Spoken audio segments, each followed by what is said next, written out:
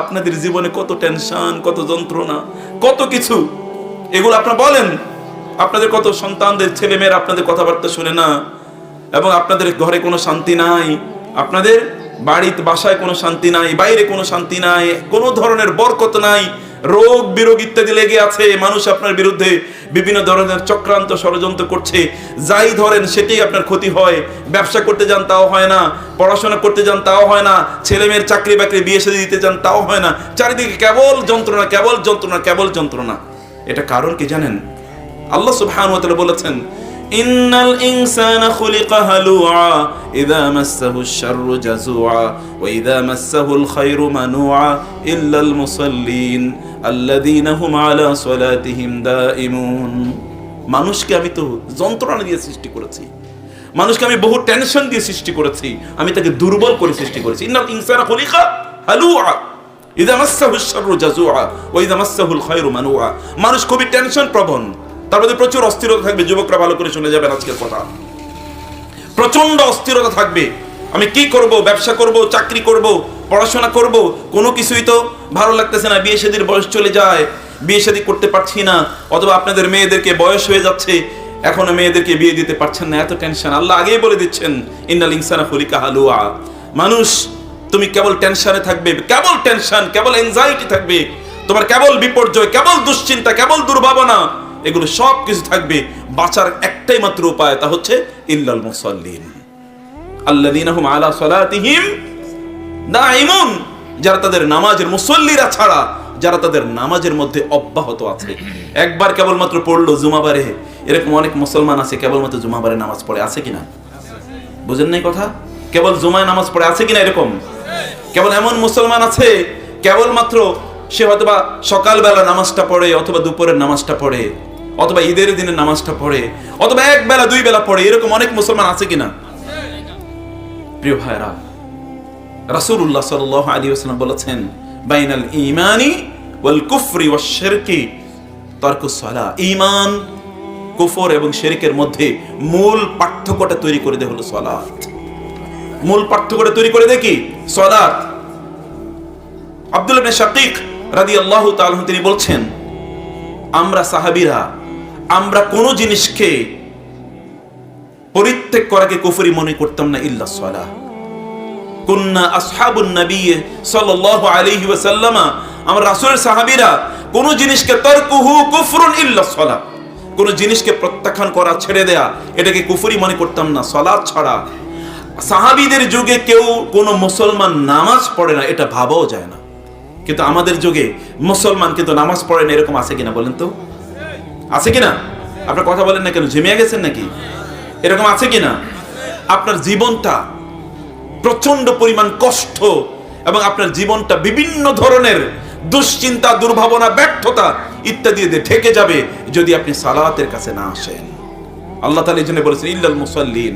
নামাজ একবার দুইবার পড়লে হয় না, আল্লাযীনা হুম আলা সালাতিহিম দাঈমুন, যারা তাদের নামাজ অব্যাহতভাবে পড়ে। এবং এই সূরার সর্বশেষের দিকে আবার আল্লাহ তাআলা বলেছেন, ওয়াল্লাযীনা হুম আলা সালাতিহিম ইউহাফিজুন। এবং সূরাতুল মুমিনুনও আল্লাহ তাআলা একই কথা বলেছেন। সফলতা তো কেবল কাদের জন্য? নামাজীদের জন্য। ক্বাদ আফলাহাল মুমিনুন আল্লাযীনা হুম ফি সালাতিহিম খাশিউন। কেবলমাত্র সফল হবে মুমিনরাই, যাদের সালাতের মধ্যে তারা হচ্ছে প্রচন্ড বিনয়ী, এবং সালাতের মধ্যে তারা প্রচন্ড আন্তরিক, সালাতের মধ্যে তারা কেবলমাত্র আল্লাহ সুবহানাহু ওয়া তাআলাকে তারা স্মরণ করে, অন্য কোনো কিছু না। প্রিয় ভাইরা, সম্মানিত বোনেরা, সালাত এটি কি? আপনার নবী যখন তার মৃত্যু শয্যায় আছেন, তখন তিনি কেবল বারবার উচ্চারণ করেছেন, আসসালাত আসসালাত ওয়া মা মালাকাত আইমানুকুম। হে আমার উম্মাহ, হে আমার উম্মাহ, তোমরা সালাত পরিত্যাগ করো না, খবরদার, খবরদার। فخلف من بعدهم خلف أضاعوا الصلاة واتبعوا الشهوات فسوف يلقون غيا إلا من تاب وآمن وعمل عملا صالحا فأولئك يدخلون الجنة ولا يظلمون شيئا। সূরা মারইয়াম আল্লাহ তাআলা বললেন, ফাখালাফা মিন বাদিহিম খালফুন। রাসূলকে আল্লাহ তাআলা জানিয়ে দিচ্ছেন, জিবরিল আসলেন এই আয়াতটি নিয়ে। ফাখালাফা মিন বাদিহিম খালফুন, একটা জেনারেশন আসবে, একটা প্রজন্ম আসবে, একদল লোক আসবে, তারা মনে করবে তারা নিজেরা মুসলিম, কিন্তু আদাউস সালাত, তারা নামাজকে পরিত্যাগ করবে, নামাজকে তারা ধ্বংস করে দেবে। ওয়াত্তাবাউ শাহওয়াত, এবং তাদের মনে যা চায় তারা তাই করবে। ফাসাউফা ইয়ালকাউনা গাইয়া, তারা গাই নামক জাহান্নামের সবচেয়ে নিকৃষ্ট একটা জায়গায় তারা পতিত হবে, তাদেরকে সেখানে নিক্ষেপ করা হবে। এই আয়াতটি যখন নাজিল হয়, ফাবাকা রাসূলুল্লাহি সাল্লাল্লাহু আলাইহি ওয়াসাল্লাম, রাসূলুল্লাহ সাল্লাল্লাহু আলাইহি ওয়াসাল্লাম কেঁদে দিলেন এবং বলেন, ইয়া জিবরিল, হে জিবরিল, হাল তুদিউ উম্মতি আস-সালাহ, আমার উম্মত নামাজ নষ্ট করবে, নামাজ পড়বে না? তিনি ভাবতেই পারে না আমার উম্মতের মধ্যে কেউ এরকম থাকবে যে সে নামাজ পড়বে না। জিবরিল, আপনি এটা কি বললেন আমাকে? রাসূলুল্লাহ সাল্লাল্লাহু আলাইহি ওয়াসাল্লাম অবাক হয়ে গেছেন, তিনি কাঁদছেন। ফাবাকা রাসূলুল্লাহ, রাসূল কাঁদলেন যে সালাত পরিত্যাগ করবে, এটা কেমনে হয়, এটা কিভাবে সম্ভব, লোকেরা নামাজ পড়বে না? এবং রাসূলুল্লাহ সাল্লাল্লাহু আলাইহি ওয়াসাল্লাম কেঁদে বলেন, ইয়া জিবরিল, হাল তুদিউ উম্মতি আস-সালাহ, আমার উম্মতকে আপনি যে বলছেন, এই যে আয়াত নাজিল করলেন আপনি, সত্যি আমার উম্মতের কেউ কেউ নামাজ পরিত্যাগ করবে? জিবরিল আলাইহিস সালাতু ওয়াস সালাম বলেন, ইয়া মুহাম্মদ, হে মুহাম্মদ, সায়াতি আকওয়াম মিন উম্মতিকা, আপনার উম্মার মধ্যে একদল লোক আসবে, ইয়াবিউনা দীনাহুম বিআরাদ মিনাদ দুনিয়া ইউদাইয়ুনা সালাতা, যে আপনার উম্মার মধ্যে একদল লোক আসবে, তারা দুনিয়ার চেয়ে তারা দিনের চেয়ে, সালাতের চেয়ে দুনিয়াকে তারা অনেক অনেক বেশি প্রাধান্য দেবে এবং এর মাধ্যমে তারা সালাতকে পরিত্যাগ করবে। আপনাদের একটা এক্সাম্পল বলি, আপনাদের এখানে গ্রামের মানুষ, এলাকার মানুষ, দোকানটা খোলা, দোকানের একজন দোকানদার ব্যবসায়ী হঠাৎ করে জামাতে দাঁড়িয়ে যাচ্ছে, লোকের আজান তো দিয়েছে, আজানের কথা তো আর বললামই না, জামাতের কিন্তু একামত আপনারা শুনে গেলেন, এর মধ্যে একজন কাস্টমার আসলো অথবা দুইজন কাস্টমার এসে দাঁড়িয়ে থাকলো।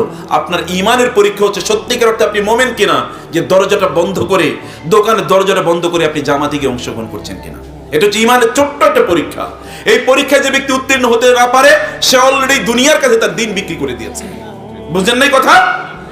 আপনার অলরেডি নামাজের আজান দিয়ে দিয়েছে, এর মধ্যে আপনি এখনো খেতে আছেন, এখনো খামারে আছেন, এখন আপনার কাজটা শেষ হয় নাই, আপনি সালাতের জন্য আপনার রব আপনাকে ডেকেছে, রবে ডাকার পর এরপরে আপনি কোন স্পর্ধায় আপনি এখন আপনার ওইখানে বসে থাকেন? রিজিক দেওয়ার মালিক কে? রিজিক কি আল্লাহ আপনাকে দেবেন না? কুল্লামা দাখালা আলাইহা যাকারিয়াল মিহরাব ওয়াজাদা ইনদাহা রিজকা ক্বালা ইয়া মারইয়াম আন্না লাকি হাযা ক্বালাত হিয়া মিন ইনদিল্লাহ ইন্নাল্লাহা ইয়ারযুকু মান ইয়াশাউ বিগাইরি হিসাব। দেখেন না অবস্থাটা কি? فنادته الملائكة وهو قائم يصلي في المحراب أن الله يبشرك بغلام اسمه يحيى। আল্লাহ সুবহানাহু ওয়া তাআলা বলে দিলেন, আপনাদের কাছে ঘটনা বলে দিলেন, মারিয়াম আলাইহিস সালাম এর মা তিনি মান্নত করেন, আল্লাহ ইন্নী নাযারতু লির, আমি আমার এই পেটে যে সন্তান হবে, এই সন্তানকে আমি কি করলাম? আপনার জন্য আমি মান্নত করে দিলাম, আমি আপনার জন্য ওয়াকফ করে দিলাম, আপনার জন্য, আপনার যে বাইতুল মুকাদ্দাস, আপনার যে ঘর, এই ঘরের সেবা করার জন্য আমি তাকে ওয়াকফ করে দিলাম। কিন্তু ফালাম্মা ওয়াদাআতহা উনসা ক্বালাত রব্বি ইন্নী ওয়াদাতুহা উনসা, কিন্তু তার একটা মেয়ে জন্ম নিল। তিনি ভাবলেন যে আমি মেয়ে, আমি বললাম, আমি ভাবলাম একটা ছেলে হবে, এই ছেলেটা বাইতুল মুকাদ্দাসের কি করবে? এখানকার সেবা টেবা করবে, এখানকার খেদমত করবে। হয়েছে মেয়ে, মেয়েকে আমি কিভাবে বাইতুল মুকাদ্দাসে পাঠাবো? কিন্তু তিনি তো মান্নত করেছেন, আল্লাহ তাআলা তাকে জানিয়ে দিলেন কোনো সমস্যা নেই, ওয়ালাইসা যাকারু কাল উনসা ওয়া ইন্নী সাম্মাইতুহা মারইয়াম ওয়া ইন্নী উঈযুহা ওয়া যুররিয়াতাহা মিনাশ শাইতানির রাজীম। তিনি বলেন আমি তার নাম রেখে দিলাম মারিয়াম। যাই হোক, পরবর্তী ঘটনা আপনি জানাই, মারিয়াম আলাইহিস সালামের তার দায়িত্ব নিলেন কে?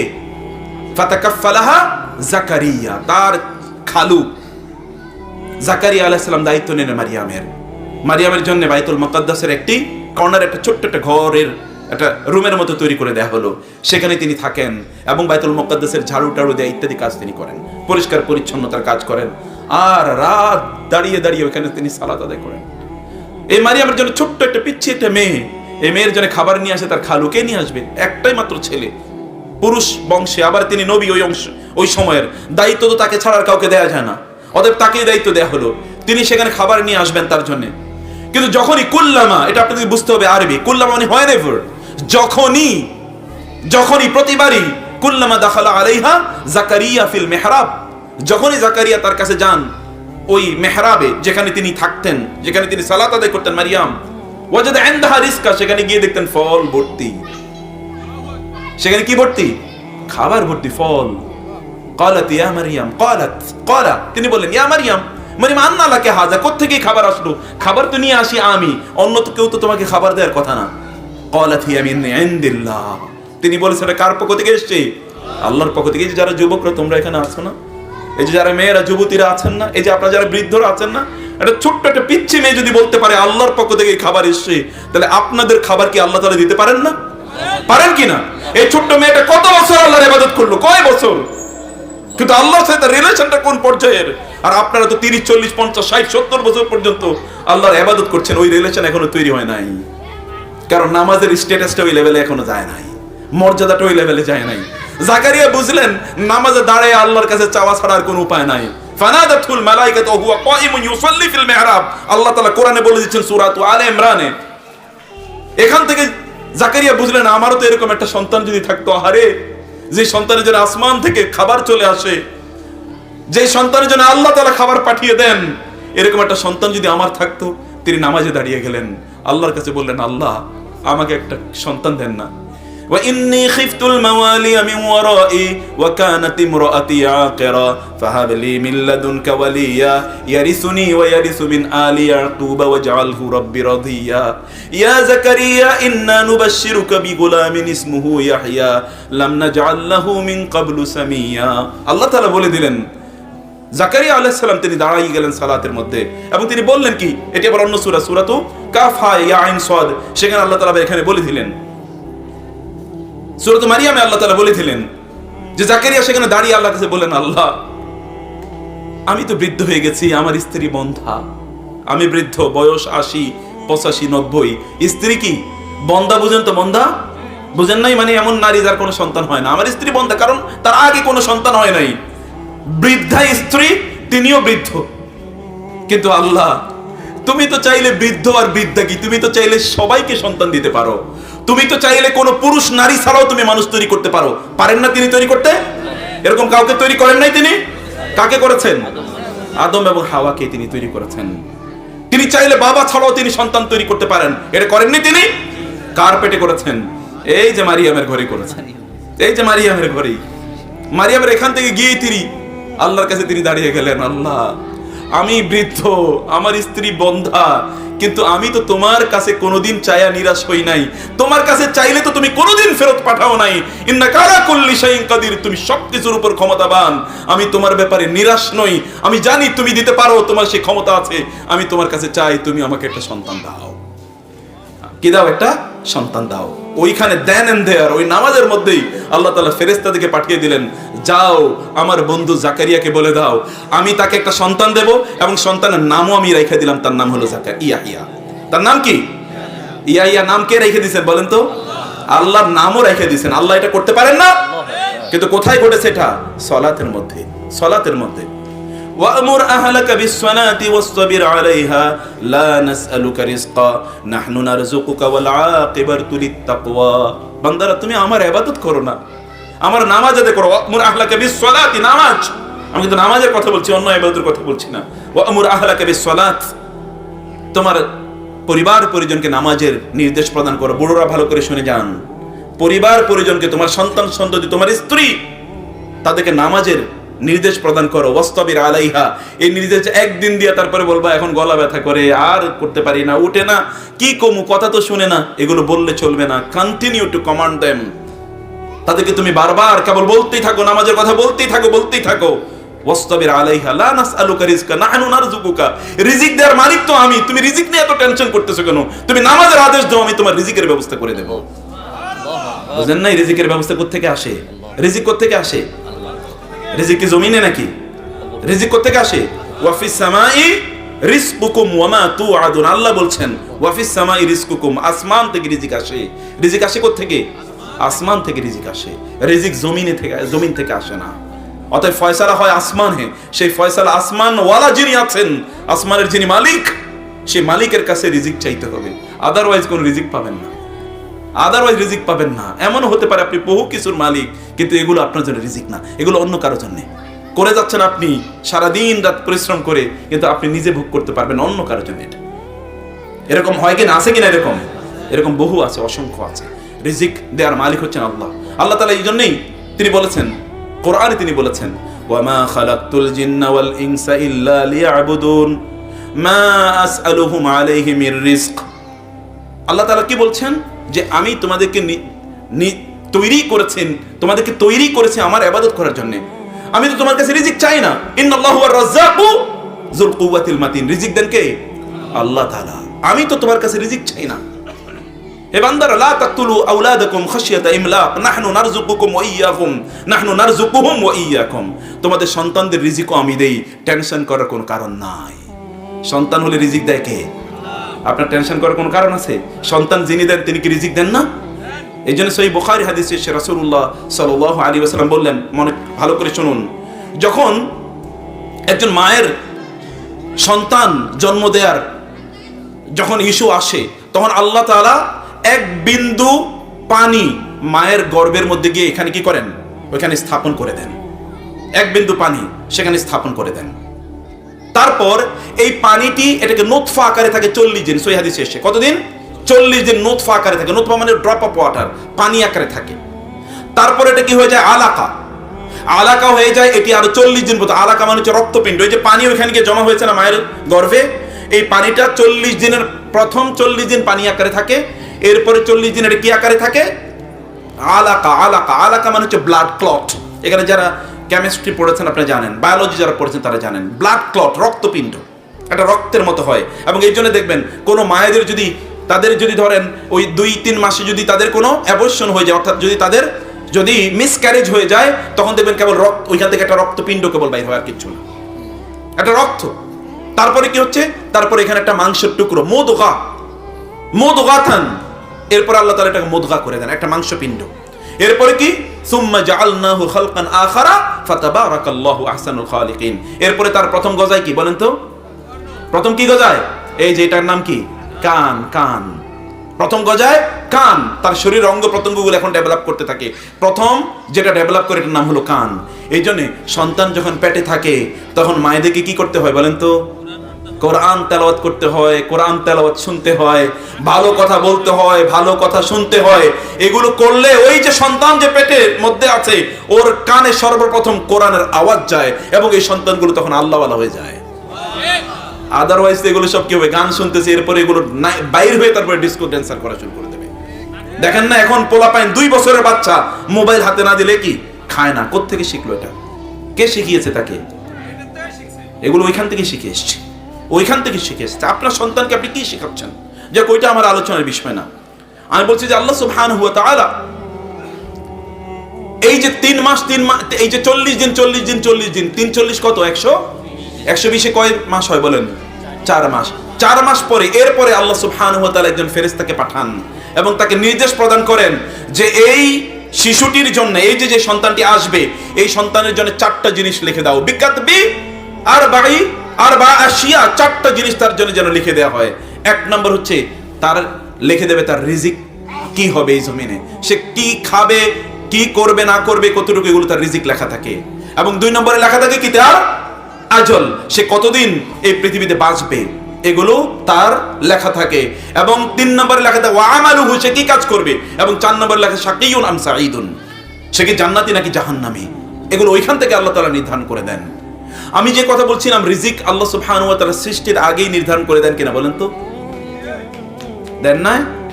আওয়াজ করছেন না কেন? দেন কিনা?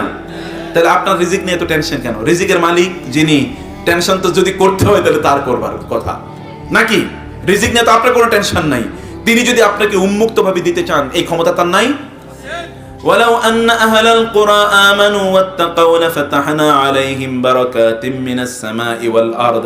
লোকেরা যদি আল্লাহর ইবাদত করত, আসমান জমিনের যত বরকত আছে সবগুলো বরকত আমি ওদের জন্য উন্মুক্ত করে দিতাম।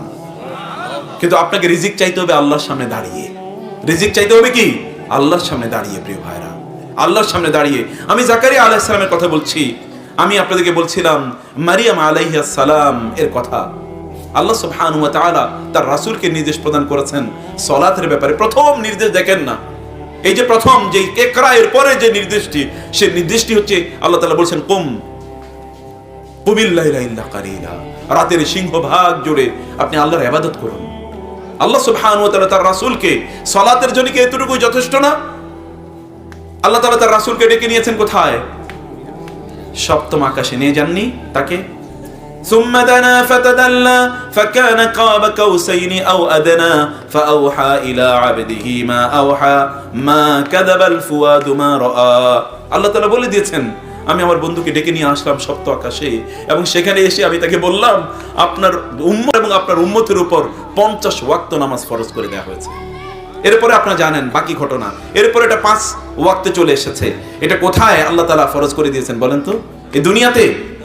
এটার মর্যাদা ওই যে সপ্ত আকাশের মালিকের সাথে যদি কোনো সম্পর্ক রাখতে হয় তাহলে এই সম্পর্ক রাখার সবচেয়ে শ্রেষ্ঠতম মাধ্যম হলো সালাত।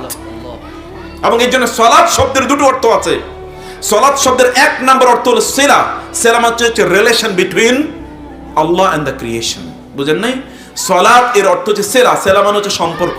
আল্লাহর সাথে সম্পর্ক রক্ষা করতে হলে, সম্পর্ক তৈরি করতে হলে শ্রেষ্ঠতম মাধ্যমটার নাম কি বলেন তো? সালাত। আল্লাহর সাথে সম্পর্ক তৈরি করতে হলে ডাইরেক্ট রিলেশন। আপনি জানেন যখন আপনি নামাজে দাঁড়ান তখন আপনি কি করেন? আল্লাহর সাথে ইযা কামা আহাদুকুম ইলাস সালাতি ফাইন্নাহু ইউনাজি রাব্বাহু।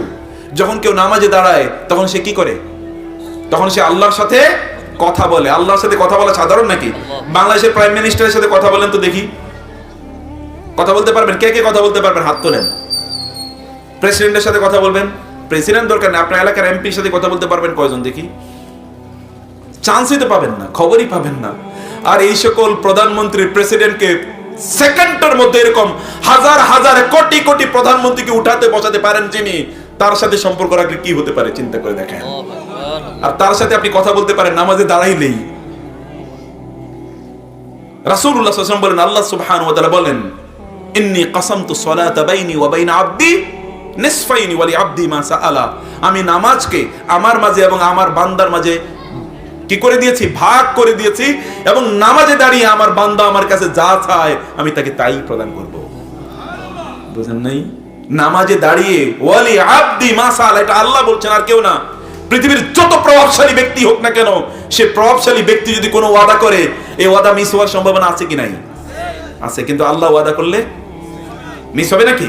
ইন্নাল্লাহা লা ইউখলিফুল মিআদ। আল্লাহ তার ওয়াদা তো ভঙ্গ করেন না। ইন্নাকা লা তুখলিফুল মিআদ। আল্লাহ তুমি তো তোমার ওয়াদা ভঙ্গ করো নাই। দাঁড়িয়ে দেখেন নামাজে, সত্যিকার অর্থে নামাজে দাঁড়িয়ে দেখেন।